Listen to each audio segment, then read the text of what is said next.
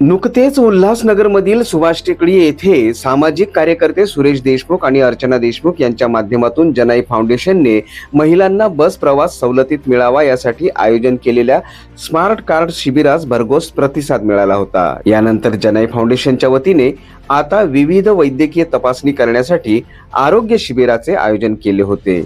परिसरातील नागरिकांनी या शिबिरासही उत्स्फूर्त प्रतिसाद दिला।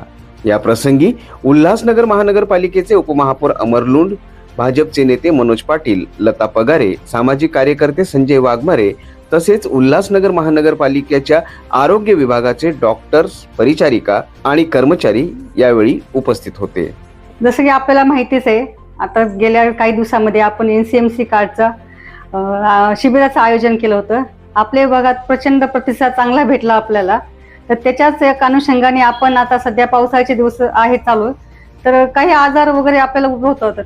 त्याच अनुषंगाने आज आपल्या विभागामध्ये आरोग्य शिबिराचं आयोजन केलेलं आहे। आणि कधी अचानक आपल्याला अशा दिवसामध्ये आजार उद्भवले तर आपल्याकडे आयुष्यमान कार्ड, आभा कार्ड हे असणं गरजेचं आहे। त्या अनुषंगाने आज आपण येथे सुभाष टेकडी येथे जनाई फाउंडेशनच्या वतीने आरोग्य शिबिर, आयुष्यमान कार्ड आणि आभा कार्ड याचं आयोजन केलेलं आहे।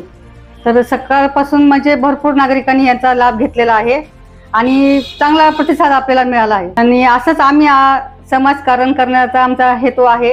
आम्हाला राजकारणापेक्षा समाजकारण जास्त आवडतं, त्याच आमचा हा उद्देश आहे। असंच आमचा जनाई फाउंडेशनच्या वतीनं लोकसेवेचा उपक्रम चालू राहील।